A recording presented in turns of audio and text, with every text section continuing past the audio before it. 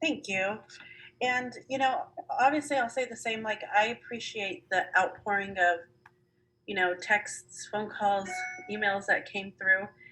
And, and I remember as I'm reading through all of these, and I'm like, gosh, I wish we would carry this passion, that we have for this and so many other areas that we have, that we're trying to improve, academic outcomes and really show this same passion as well.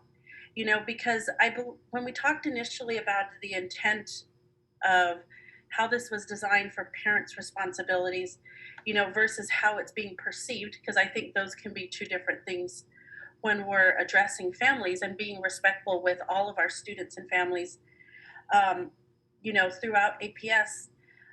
I looked at it as an approach of continued family collaboration and support, because I think when we all first joined this board, we said we wanted to continue to have open communication, to be completely transparent and honest, and to build the family unit as a whole.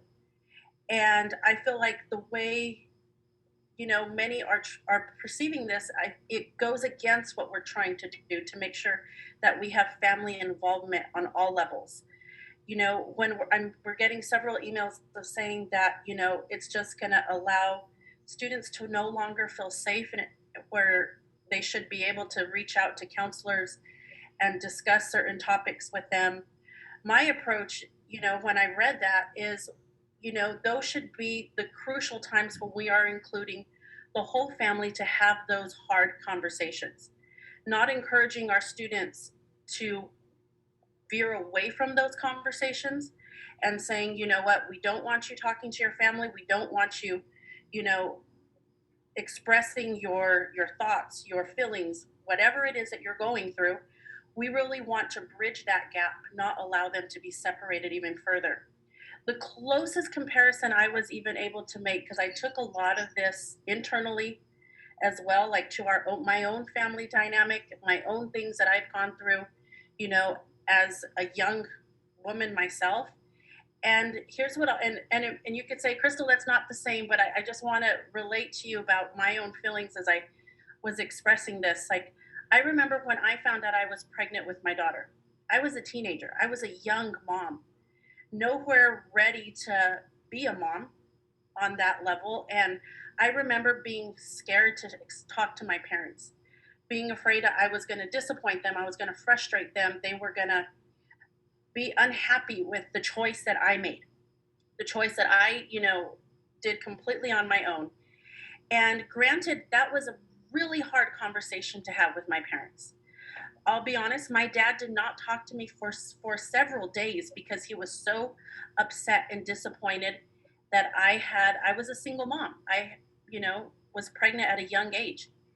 And I couldn't imagine now looking back if I was told to not have that hard conversation with my parents because they might not have been accepting or approved of what I had done, but it really allowed me to really go into an area of, to be responsible for the choices that I'm making, for the life that I am actually living on my own, and to include other family members, whether they may or may not support. And I get it that it's two different topics, that many have looked at this, but even in our own family, with my husband and I, we have three girls. Our middle daughter, when she came out to us saying that she was gay, and to put it completely, just being transparent with everybody out there, she was afraid how, her dad was going to accept it. And she didn't know, the response that she was going to get. And if she had counselors and teachers telling her, no, you don't need to tell them, and no, we're going to guide you through this process, instead of directing her to come to the people that do love her the most and can support her the most with her life choices, because ultimately we're the ones responsible for our students, not the schools. The school is a guide, it's there to support. But at the end of the day, the school is going to move on, they're going to be gone. And that student is going to be there with their family. And they need to know how to get the support and the resources as a whole to navigate through every challenge, not to go the opposite direction. And I feel like what we're doing here is we're now putting a gap in between what the family has done with their students versus what we're doing at the school. And instead of embracing it and calling for unity and support and collaboration, we're saying, no, you cannot go to families. And I'm completely against that. I want to make sure that all students, regardless of the conversation, regardless of how challenging it's going to be, that they can have those hard conversations. This is what's going to gear them for adulthood. This is what's going to prepare them for life. I think all of us have had certain situations or circumstances that we were faced that were hard. And I honestly believe that the school doesn't belong to be able to dictate, what a parent's way to raise their child should be happening, so to say. So, I personally I am in favor and support of the bill to be able to make sure that we are uniting the family, not dividing it. I want to make sure all of our students feel respected, that they're treated kindly, that they do feel safe. But in order to do that, it does require sometimes to have a hard conversation. It does require to educate the family as a whole and to embrace our students, not separate them. I will never, support separating a student from their family and families being completely in the dark about decisions that are happening in the school. I'm not for that.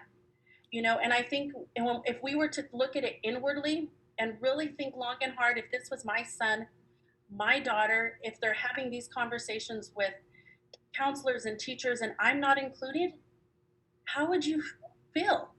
And I think when you have that mindset of really taking it internally, because that's what I had to do. I had to look at my own life. I had to look at our own family and how we would make these decisions. And I would hope everybody throughout APS and the families realize that we are here truly to do what's best for all families and all students of APS. So I'm going to continue to support families' rights. I will continue to make sure we are bridging the gap, not dividing it any further. That's it. Thank you. I think parents' rights are so important. And a lot of people have said that parents don't take into mind the best interests of their kids. I find that to be false almost every single time. I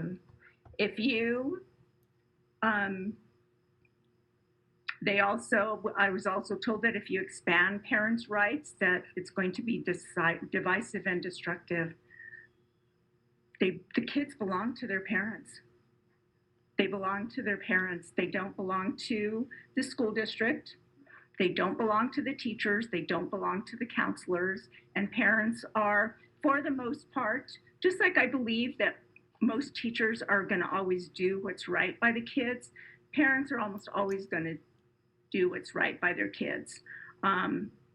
So when you try to say anything about, somebody else's kids, we need to remember they're not yours. Nobody's going to love my kids like I love my kids, and nobody's going to cry for a daughter that I lost. No counselor, no social worker, no teacher, no doctor, no nurse is ever going to cry and miss her the way I do, or love her the way her dad and I did. Nobody will. So to ever say that kind of love only belongs to parents. And I want parents to know that we believe that you all have rights, and we just need to do well trying to put this together. And I think it's just going to take a little bit more time.